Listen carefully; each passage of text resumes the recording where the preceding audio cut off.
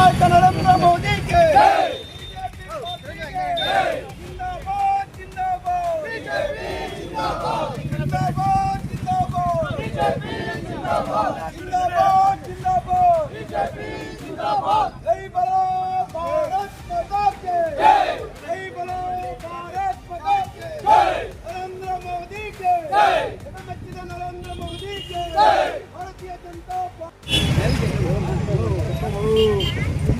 बोलो भारत माता की जय। ಭಾರತದ ಹೆಮ್ಮೆಯ ಪುತ್ರ ನರೇಂದ್ರ ಮೋದಿಜಿಯವರು ಈ ದಿನ ತನ್ನ ಒಂದು ರಾಜ್ಯಗಳಲ್ಲಿ 3 ರಾಜ್ಯಗಳನ್ನ ತನ್ನ ತೆಕ್ಕೆಗೆ ತಗೊಂಡಿದ್ದಾರೆ. ಆ ಒಂದು ಶುಭ ಸಂದರ್ಭದಲ್ಲಿ ಈ ದಿನ ನಾವು ಶ್ರೀನಿವಾಸಪುರದಲ್ಲಿ ಈ ಒಂದು ವಿಜೃಂಭಣೆಯ ವಿಜಯೋತ್ಸವವನ್ನು ಆಚರಿಸ್ತಾ ಇದ್ದೀವಿ.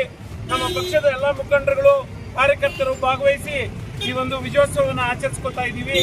ಪಶ್ಚಿಮ ಬಂಗಾಳದಲ್ಲಿ, ಮಣಿಪಾಲಲ್ಲಿ, ಅಸ್ಸಾಂನಲ್ಲಿ ಮತ್ತು ಪುದುಚೇರಿಯಲ್ಲಿ ನಮ್ಮ ಬಿಜೆಪಿ ಪಕ್ಷ ವಿಜಯಶಾಲಿಯಾಗಿದೆ. ನಾವು ಅಲ್ಲಿ ನಮ್ಮ ಭಾರತೀಯ ಜನತಾ ಪಕ್ಷದ ಮುಖ್ಯಮಂತ್ರಿಗಳನ್ನ ಅತಿ ಶೀಘ್ರದಲ್ಲೇ ಕಾಣಲಿದ್ದೇವೆ.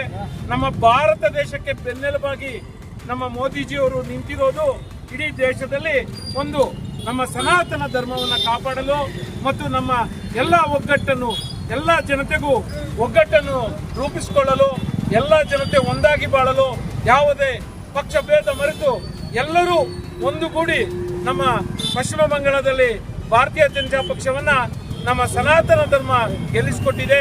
ಅದೇ ರೀತಿಯಾಗಿ ಪುದುಚೇರಿಯಲ್ಲಿ ತನ್ನ ಒಂದು ವಿಜಯೋತ್ಸವವನ್ನು ಹ್ಯಾಟ್ರಿಕ್ ಅನುಭವಿಸಿದೆ ಮತ್ತು ಅಸ್ಸಾಂನಲ್ಲಿ ಕೂಡ ಹ್ಯಾಟ್ರಿಕ್ ಅನ್ನ ಅನುಭವಿಸಿ ನಮ್ಮ ಭಾರತ ದೇಶದಲ್ಲಿ ಮತ್ತೊಮ್ಮೆ ಇಡೀ ಭಾರತ ದೇಶ ಕೇಸರಿಮಯ ಆಗುವ ಸಂದರ್ಭ ಬರ್ತಾ ಇದೆ. ಎಲ್ಲ ಕಡೆ ನಮ್ಮ ಶ್ರೀನಿವಾಸಪುರ ಮತ್ತು ಕರ್ನಾಟಕದಲ್ಲಿ ಕೂಡ ಭಾರತೀಯ ಜನತಾ ಪಕ್ಷ ಮುಂದಿನ ದಿನಗಳಲ್ಲಿ ತನ್ನ ಸಾಮ್ರಾಜ್ಯವನ್ನ ಸ್ಥಾಪಿಸುತ್ತೆ. ಎಲ್ಲರೂ ಆನಂದದಿಂದ ನಮ್ಮ ಭಾರತೀಯ ಜನತಾ ಪಕ್ಷವನ್ನ ಮತ್ತು ನಮ್ಮ ಸನಾತನ ಸಂಸ್ಕೃತಿಯನ್ನು ಉಳಿಸಿಕೊಳ್ಳೋದಿಕ್ಕೆ, ಬೆಳೆಸಿಕೊಳ್ಳೋದಿಕ್ಕೆ ನಾವು ಭಾರತೀಯ ಜನತಾ ಪಕ್ಷಕ್ಕೆ ಬೆಂಬಲವಾಗಿ ನಿಲ್ಲಬೇಕು. ಪ್ರತಿಯೊಬ್ಬರು ತಮ್ಮ ಬೆಂಬಲವನ್ನ ಭಾರತೀಯ ಜನತಾ ಪಕ್ಷಕ್ಕೆ ಸೂಚಿಸಬೇಕು. ಯಾಕೆಂದ್ರೆ ತಮ್ಮ ಜನತೆಯನ್ನ ಹಿಡಿತದಲ್ಲಿ ಇಟ್ಕೊಂಡು ದಾನ, ಧರ್ಮ ಮತ್ತು ಸಂಸ್ಕೃತಿಯನ್ನು ಉಳಿಸಿ ಬೆಳೆಸ್ತಾ ಇರ್ತಕ್ಕಂಥ ಪಕ್ಷ ಏನಾದ್ರೂ ಇದ್ರೆ ಅದು ಭಾರತೀಯ ಜನತಾ ಪಕ್ಷ. ನಮ್ಮ ದೇಶದಲ್ಲಿ ನಮ್ಮ ಸಂಸ್ಕೃತಿಯನ್ನು ಉಳಿಸುವ ಪಕ್ಷ ಭಾರತೀಯ ಜನತಾ ಪಕ್ಷ. ಆದ್ರಿಂದ ಎಲ್ಲ ಜನತೆ ಶ್ರೀನಿವಾಸಪುರದಿಂದ ಹಿಡಿದು ಕರ್ನಾಟಕದ ಎಲ್ಲ ಮೂಲೆಯಲ್ಲೂ ಭಾರತೀಯ ಜನತಾ ಪಕ್ಷ ನಮ್ಮ ನರೇಂದ್ರ ಮೋದಿ ಅವರ ಜೊತೆಗೆ ಬೆಂಬಲಿಸಿಕೊಂಡು ಪಕ್ಷವನ್ನ ಕಟ್ಟೋಣ ಅಂತ ಹೇಳ್ತಾ ಈ 9ನೇ ತಾರೀಕು ಅದೇ ರೀತಿಯಾಗಿ ನಮ್ಮ ಯಡಿಯೂರಪ್ಪನವರ 50 ವರ್ಷಗಳ ಸಾಧನಾ ಸಮಾವೇಶವನ್ನ ಮಾಡ್ತಾ ಇದ್ದೀವಿ.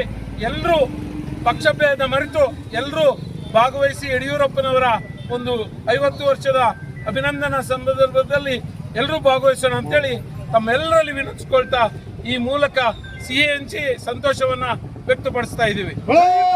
ಬಂಗಾಳ, ಅಸ್ಸಾಂ, ಪಾಂಡಿಚೇರಿಯಲ್ಲಿ ಬಿಜೆಪಿ ಪತಾಕೆಯನ್ನು ಹಾರಿಸಿದ್ದಕ್ಕಾಗಿ ಎಲ್ಲ ದೇಶದ ಅಸ್ಸಾಂನ ಮತ್ತು ಪಶ್ಚಿಮ ಬಂಗಾಳ ಮತ್ತು ಪಾಂಡಿಚೇರಿ ಜನತೆಗೆ ಬಿಜೆಪಿಯಿಂದ ಅನಂತ ಕೃತಜ್ಞತೆಗಳನ್ನು ಅರ್ಪಿಸ್ತಾ ಇದ್ದೀವಿ. ಮುಂದೆ ಮೋದಿ ನೇತೃತ್ವದಲ್ಲಿ ಬರುವ 2028ಕ್ಕೂ ಸಹ ಕರ್ನಾಟಕದಲ್ಲಿ ಬಿಜೆಪಿ ಬರಲಿದೆ ಅಂತ ಈ ಮೂಲಕ ನಾವು ಆಶಿಸ್ತಾ ಇದ್ದೀವಿ. ಎಲ್ಲರ ಆಶೀರ್ವಾದ ಇರಲಿ ಅಂತ ಈ ಮೂಲಕ ಕೋರ್ತಾ ಇದ್ದೀವಿ.